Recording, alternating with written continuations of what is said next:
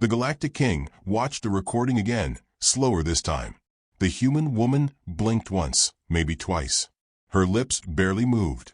Her tone was gentle, not commanding. No war horns, no raised voice. And yet, in under 3 minutes, she'd condemned an entire pirate armada to a mathematically inevitable death. She had said, given your fleet's current angle of approach, and considering the electromagnetic wake from your lead ship's modified drives, your hulls will resonate at a critical frequency within 41 seconds. We've released 3 drones calibrated to exploit that. This is a courtesy call. Then she'd sipped her tea. And then, just as promised 41 seconds later, 16 warships folded into fire. The king's fingers curled against the throne's cold armrest.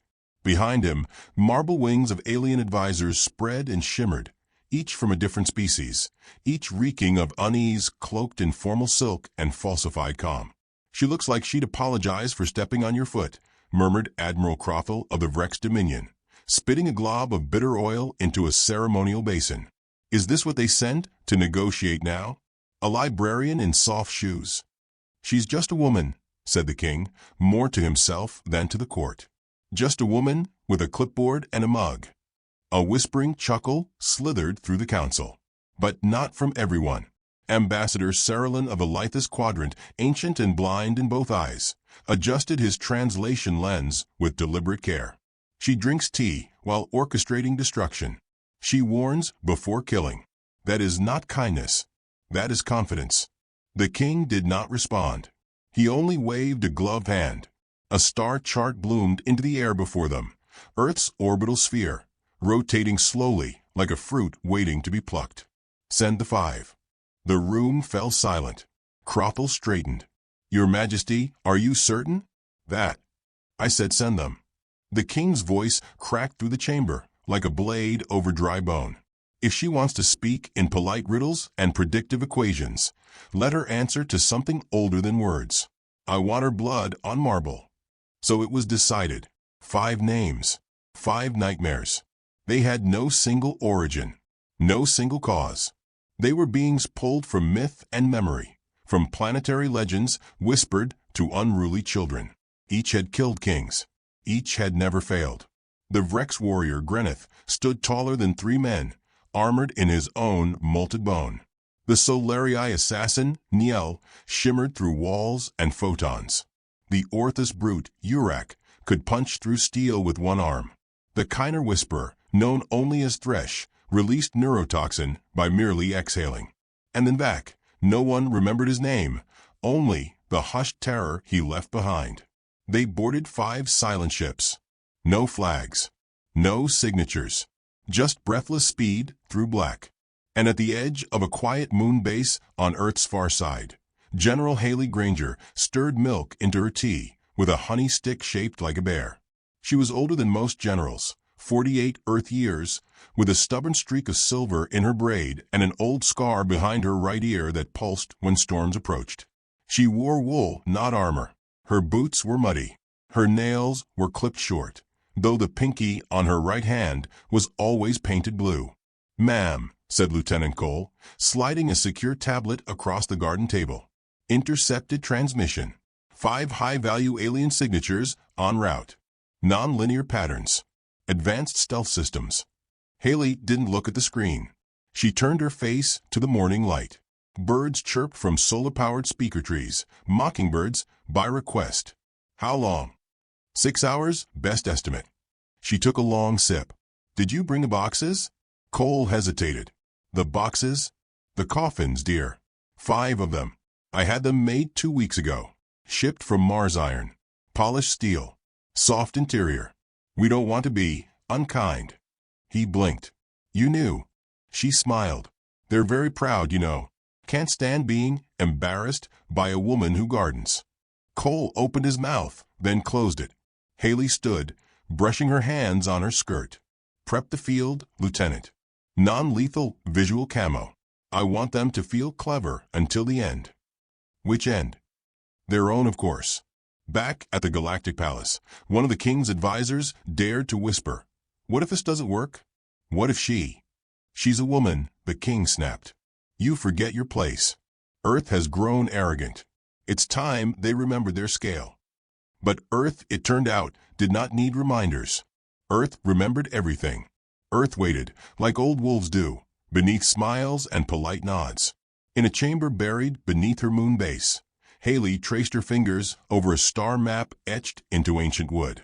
Every assassination attempt, every method, she'd studied them all. The empire repeated itself. They always underestimated calm.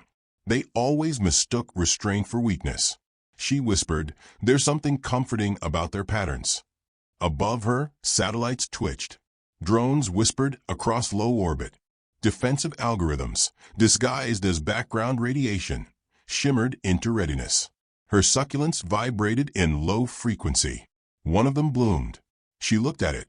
A rare species from Terra 9. Sharp edges, soft color. Beautiful. Lethal to the touch. Cole returned.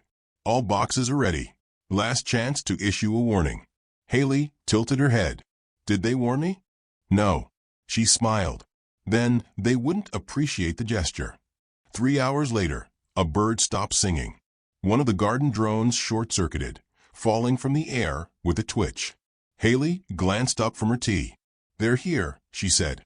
5 ships decloaked in orbit. But Haley did not run. She did not hide.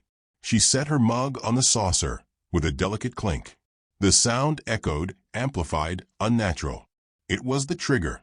Each of the assassins landed in a different quadrant of the base. Each had a different plan, and each had already been countered. Because Haley Granger had not just prepared the field. She was the field. One stepped into a corridor that collapsed behind him. Magnetic seal. Vacuumed. Imploded. Another glided through a wall and found themselves looped inside a false gravity trap. Their molecules scattered across nanite dust. The Kiner Whisperer reached the garden and inhaled the air. His last breath tasted like rosewater and cyanide. All 5 died within 8 minutes. No alarms. No war cries. Just silent, clean extinction. Haley returned to her tea. It was still warm. 5 sent. 5 received, she said, scribbling the words on a note card. Cole returned an hour later. "Shall I inform command?" "No need. Let the coffin speak." The 5 boxes were loaded with grace. Inside each, a name tag, a single earth flower, and a metal card etched with her seal. Cole looked nervous. "This'll cause a war." Haley shook her head. "No, Lieutenant. This was the war. They just didn't realize they'd already lost." He stared at her. "And if they send more?" She paused, then smiled. "I'll order more coffins." In the throne room of the Galactic King, the silence after the message was colder than vacuum. The 5 boxes had arrived. The contents had been confirmed. And inside the 6th? Only a note. "We recommend discontinuing this behavior." The king crushed the card in one hand. "She wants to play." Saralin adjusted his lens again, the room's tension pulling taut. "No," he said softly. "She already is." And somewhere on Earth's moon, beneath blooming stars and the whisper of soft garden soil, Haley Granger began preparing the next 5. Not out of fear, but because she knew the Empire wouldn't stop. She plucked a leaf from her succulent. "Such stubborn things," she murmured. "They grow stronger when pruned." And then, distant in the black, a shadow moved, a 6th ship arriving. Haley's eyes narrowed.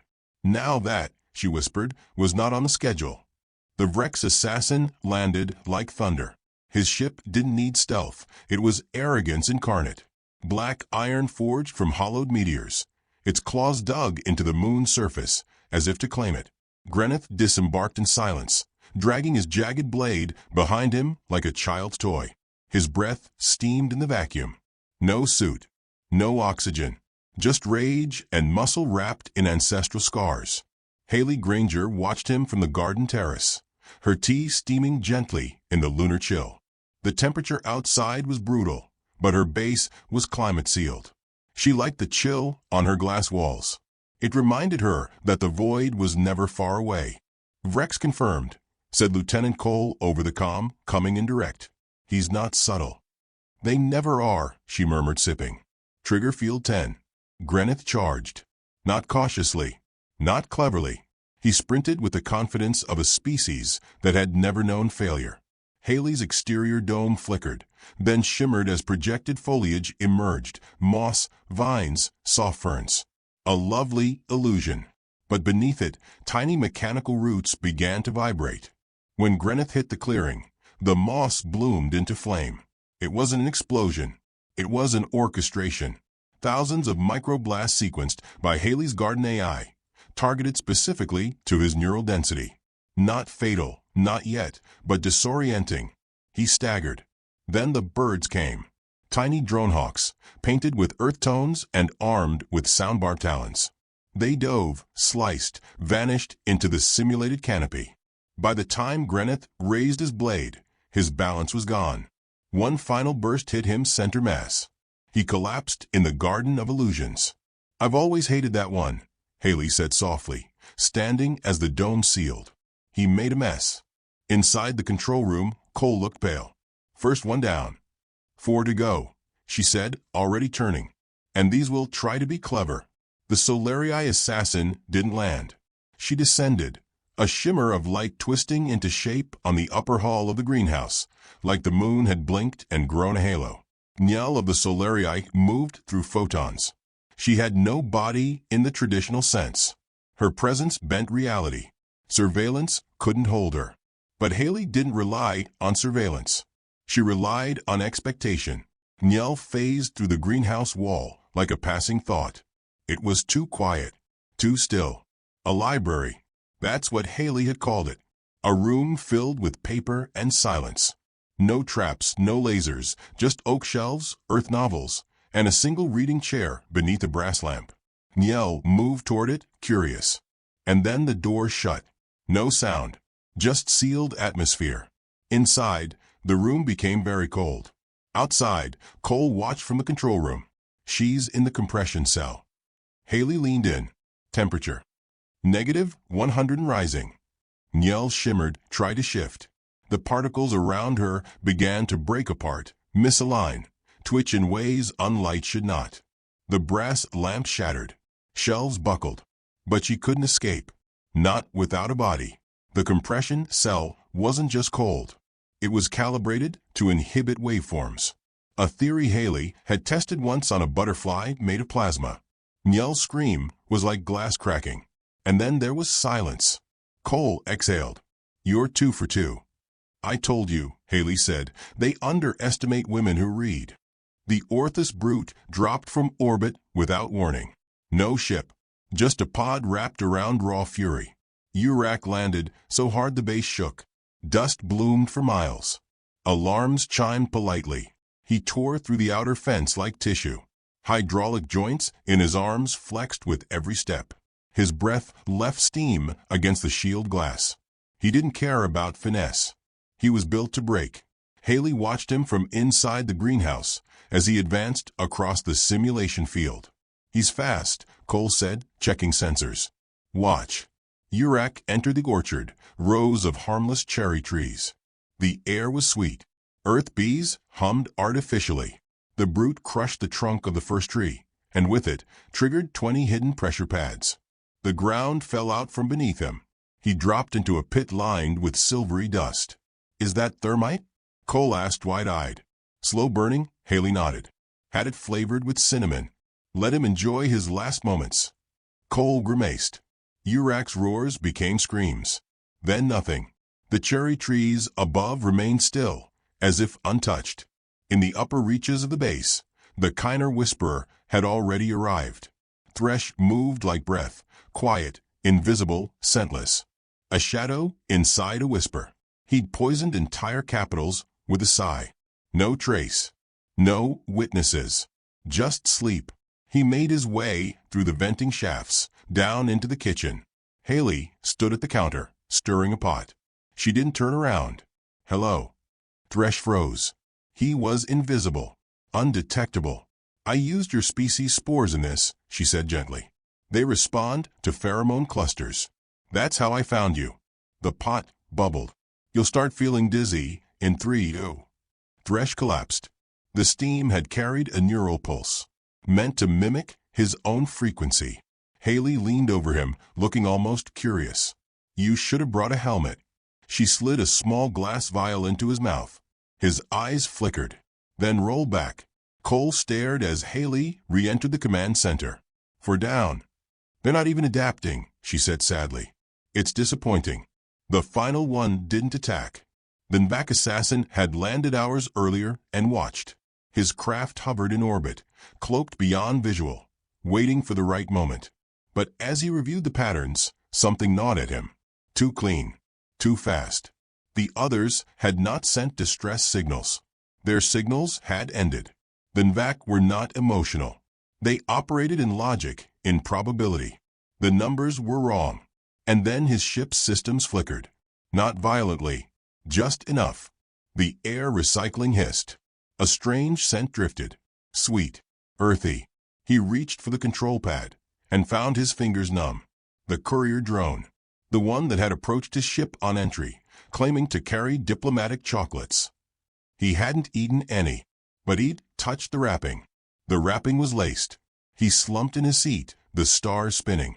A final message escaped his ship, automated, triggered by his death. A single word, "Don't." Hours later, 5 ships left orbit. Each carried a coffin. 5 different shapes. 5 different symbols. And in the control room, Cole whispered, "You did it." "No," Haley said, gently adjusting the cuffs of her sweater. "They did it." Cole frowned. "Ma'am." She looked out over the field. The cherry trees had been restored. The moss regrown. The books reshelved. The base looked untouched. Untouched and unforgiving. "They made a choice," she said. "I only answered." Cole hesitated, then asked, "Should I send a response?" "No words," she said. "Let them open the boxes." Cole tapped a single key. 5 drones leapt into hyperspace. Inside each coffin, 1 dead assassin, 1 flower native to Earth, 1 metal card engraved in quiet calligraphy. "This concludes your attempt." Cole said nothing more. He simply watched her. Haley walked through her garden, fingers brushing petals engineered to survive in void. The birds chirped again, harmonizing like a hymn. The camera at her shoulder blinked. "Everything's quiet now," Cole offered. Haley didn't answer. Because in the distance, beyond her field of flowers, a 6th coffin sat unfinished. It was smaller, polished, lined in velvet, reserved. The nameplate hadn't been etched yet, but she knew who it was for. The first coffin arrived in silence. No escort, no transmission, no insignia. Just a drifting box of silver steel, its surface unmarred except for a small engraving near the handle, with compliments. It floated through the Imperial outer shell without triggering alarms, as if the systems recognized something far older than code, as if even the satellites knew not to interfere. Inside the throne chamber of the Galactic Empire's capital, it slid to a halt before the high receiving platform, a dais reserved for royal declarations and war trophies. Courtiers stared. Officers muttered. A single guard approached, eyes narrowed, weapon drawn. The coffin hissed. Not open. Not warning. Just breathing. As though it were alive. Moments later, 4 more appeared, one after the other, equidistant, equiangular. Orbit adjusted. Vectors aligned. Precision so perfect, it unnerved the room more than any threat would have. "They're from Earth," someone whispered. "No logos. No radiation. No signature. How did they breach the sky?" another asked. "Do you want to open it?" came a third voice. Quiet. Almost trembling.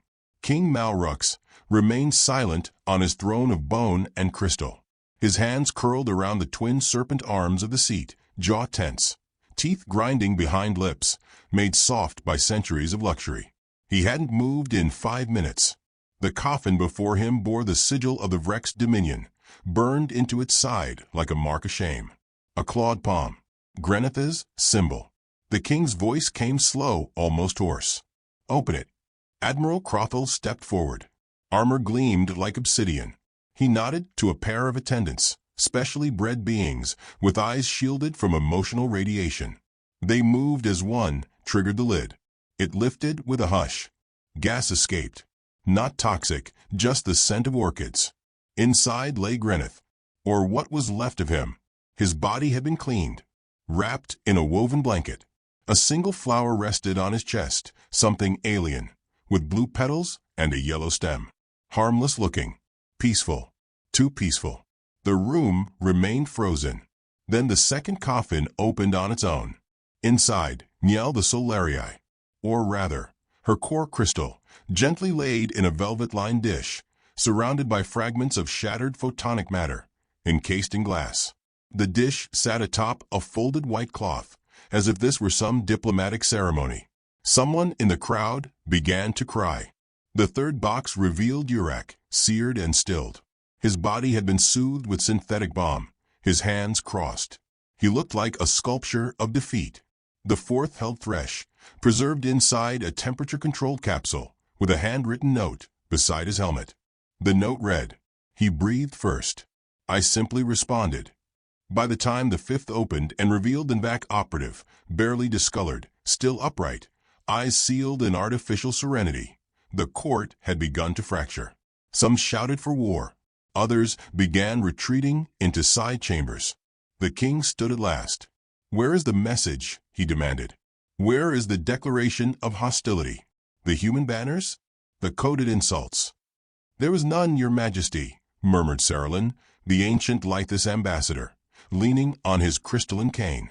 "They sent the result, not the rhetoric." Crothel growled. "This is mockery. Cowardice masked as restraint." "No," Saralin said gently. "This is theater. Every gesture deliberate. Every silence louder than our missiles." The king turned to the central dais. Holograms bloomed. Earth's last broadcast on public channels. General Haley Granger, mid-speech, standing beside a garden of red leaves. Her voice was kind. "We regret the necessity, but you left no choice. Violence, when unprovoked, is terrorism. When reciprocated, it's an equation. We solve what's sent." She smiled, not triumphantly, almost sorrowfully. Behind her, the leaves swayed in artificial wind. "No threats. No bragging," the king hissed. "What is this woman?" Saralin didn't answer. He only watched. Across the galaxy, whispers bloomed faster than strategy. Planets once aligned with the Empire began hesitating. Treaty councils requested clarification. Neutral systems declared re-evaluation phases. On the outer rim, a small moon broadcast, "Earth will not be antagonized." The 5 coffins were not war. They were prophecy, each a warning, a lesson, a seed of doubt. The king turned sharply. "Prepare the fleets. Silence Earth sky. I want her ash drifting through their sun." "But your majesty," a diplomat dared. Malrux's voice rose like iron scraping bone. "Do it." Lights flared across the chamber. Systems roared to life. Warships mobilized. Generals snapped into formation. But even as the orders unfurled, something cracked. An undercurrent.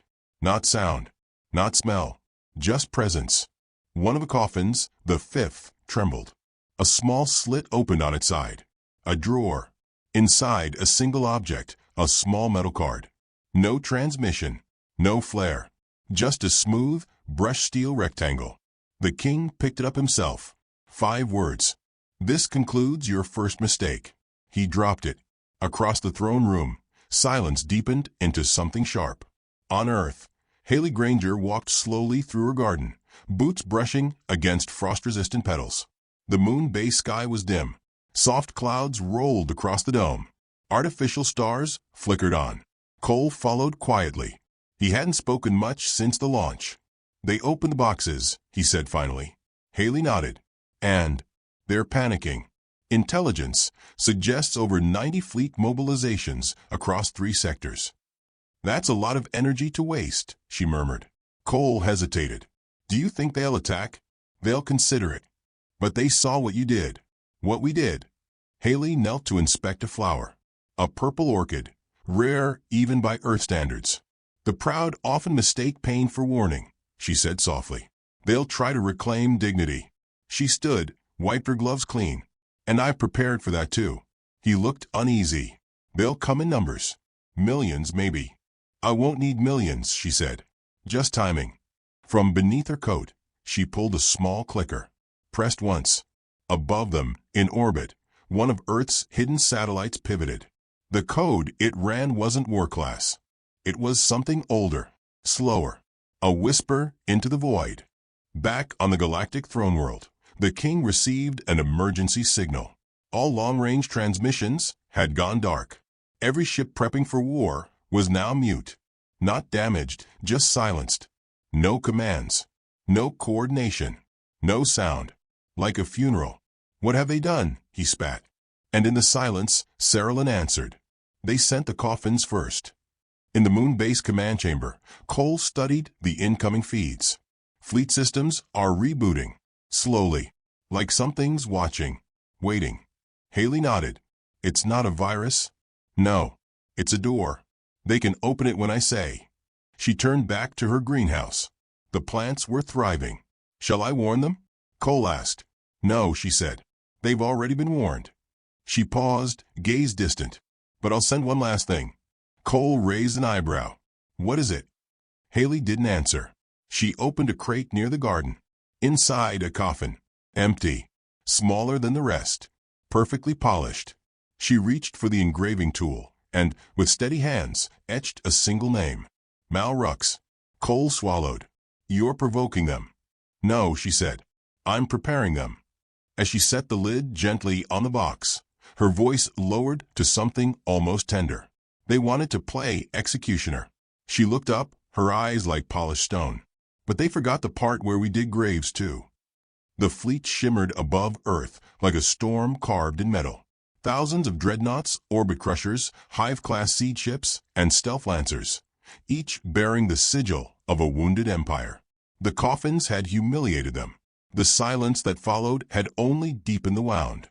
Now they wanted thunder. King Mal Rux stood aboard the royal flagship Dusk Sovereign, the bridge humming with pressure, his armored robe dragging behind him like shadow.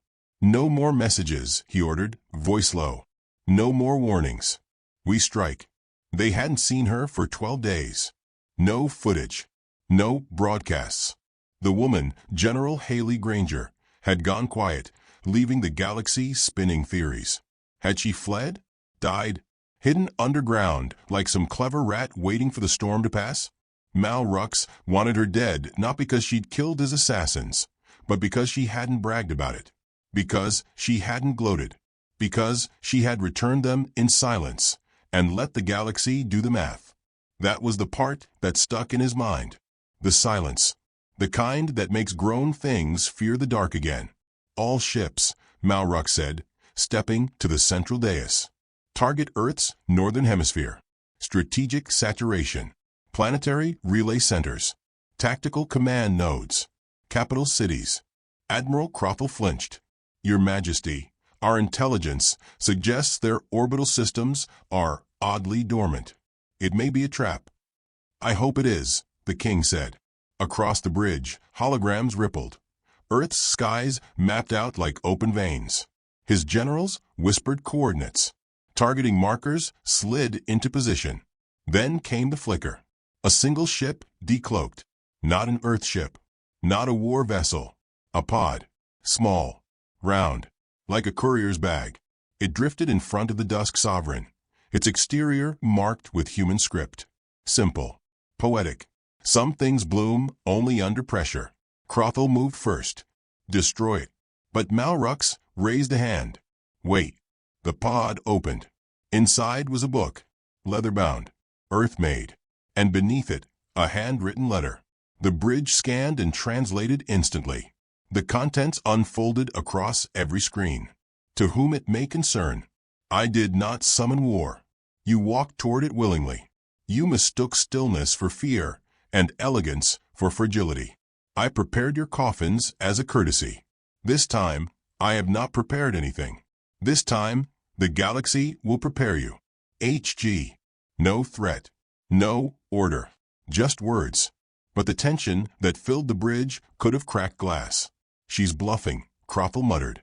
"She has no fleet. We've seen no movements." "I don't think she needs one," whispered Saralyn, who had been standing at the edge of the dais the entire time, silent as frost. "She's made a weapon of reputation." Outside, Earth remained still. Its sky was littered with satellites, but none responded. Its ships hadn't launched. Cities pulsed with light, but no alarms blared. They were waiting. That was worse than firing. Malrux clenched his jaw. Begin countdown. Fire everything. The commands were issued. Systems flared. Weapons spun. From the vast mouths of the siege ships, payloads armed. But before the countdown could end, the sky blinked. Just blinked. Like someone had drawn a curtain between reality and nightmare. And suddenly, the Dusk Sovereign lost power. So did the ships beside it. And then, the entire left arm of the fleet. Not explosion. Not EMP. Disappearance. Thousands of tons of metal matter and memory simply unraveled, folded inward and gone, like paper in firelight. Malrux screamed. Status. What was that? Crothel stared at the void, unable to speak. The sky blinked again. This time, the center column of ships went dark. Not destroyed, disassembled. Even now, Earth didn't fire a shot. It just watched. From the moon base greenhouse, Haley stood by the glass. A white scarf lay over her shoulders. Her hair, silver-streaked and wind-blown, caught the light of a blooming aurora above the planet. Cole stood beside her, pale. "Ma'am, it's begun." She nodded. They pressed the doorbell. "You could have ended it before they arrived." "Yes," she said softly. "But then they would have blamed theory. Or superstition. Now they'll remember certainty." Back in the Dusk Sovereign, systems attempted to reboot. Partial power returned. Holograms sputtered. Ships spun off course. Crews screamed over failing comms. Malrux slammed his fist into the console. Track the anomaly. But there was no anomaly. No beam. No bomb. Just human software, seeded over years. Woven into the Empire's own tech, smuggled through captured drones, recycled materials, diplomatic firmware. Earth had been preparing not for war, but for inevitability. And now that preparation whispered its name. Entropy. Crothel's voice broke through the static. "Our own systems are eating themselves."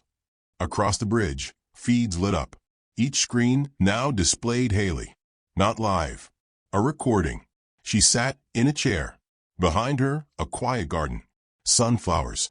"By the time you see this," she said gently, "you'll have reached the point of no return. That's not a threat. It's a calculation." She didn't blink. "I didn't send an invitation to war. I never would. But you opened it anyway." Her eyes darkened just slightly. "You believed Earth's strength came from numbers, from ships, from noise. But that was never true." The camera zoomed slowly on her face. "We don't win by shouting louder. We win by waiting longer." She stood, walking to the edge of frame. "Enjoy the silence." The feed cut. Then came the final act. Earth's sky opened, not with weapons, but with mirrors. Thousands of stealth satellites activated in tandem, refracting light, warping visual fields. The Galactic fleet saw not Earth, but themselves, targets, twisted and duplicated across distorted fields. Their own ships began firing at reflections. Half the fleet tore itself apart in 37 seconds. The rest attempted retreat. But the stars were gone. The surrounding space had been folded, a temporary corridor. A dead zone engineered with stolen graviton patterns from the Vrex, the Nvac, and the Kiner. All learned through the corpses Haley had studied. They were not just assassins. They were textbooks. Now weaponized into a theater of collapse. Inside the base, Cole stared at the final feed. "It's over." "No," Haley said. "It's recorded." Cole turned. "We didn't kill them all." "No. The story did." She walked to the transmission chamber. Pressed record. She appeared on every surviving Galactic channel. This time it was live. No dramatics. No orchestration. Just a woman in a garden, brushing dirt from her gloves. "I am General Haley Granger," she said, "and I'd like to apologize." The words sent ripples across 10,000 systems. "I apologize that it came to this. I offered silence. You demanded spectacle. Now you have both." She paused. "I will not retaliate further. I do not need to. The galaxy now knows who pressed first." A beat. "And who closed the hand?" She reached beside her, lifted the final coffin. Not yet sealed. I kept one empty, she said softly. But after today, I don't need to send it. Because every corridor in your empire will feel it. Every dinner, every council vote, every time you look at Earth in your maps, you'll remember the weight. She placed the lid, let it close with a whisper. War was never an invitation. Then she ended the feed, and Earth said no more. The Galactic Empire, shattered and leaderless, stumbled toward quiet. But Haley? She returned to the garden, and beneath her boots, the soil bloomed.